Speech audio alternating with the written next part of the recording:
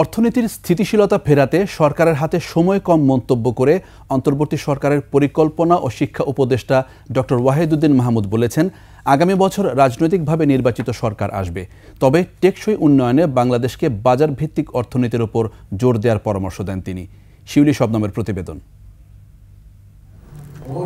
বাংলাদেশ উন্নয়ন গবেষণা প্রতিষ্ঠান BIDS এর বার্ষিক সম্মেলন।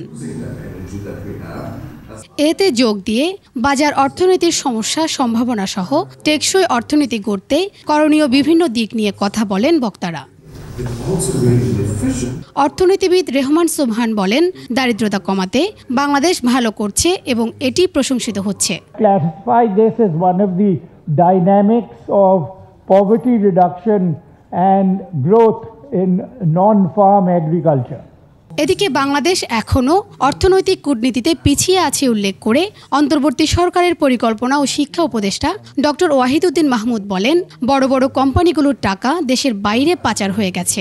বড় বড় শিল্প, বেক্সিম শিল্প ইন পার্টিকুলার, এগুলোর সব ব্যালেন্স শিট এখন দেখা যাচ্ছে, এগুলোতে ব্যালেন্স শিটে অনেক টাকা আছে, কিন্তু আসলে কোনো দেশের ভিতরে কোনো রিসোর্স নাই।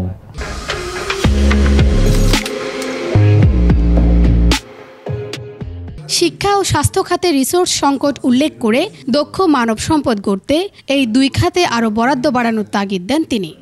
আমাদের এই গভর্নমেন্ট খুব স্বল্পকালীন, এটা তো আমি ব্যক্তিগতভাবে মনে করি আগামী বছরই আমরা একটা রাজনৈতিকভাবে নির্বাচিত সরকার দেখব, তখন সবাই মিলে ভাবা যাবে কিভাবে যাওয়া যাবে।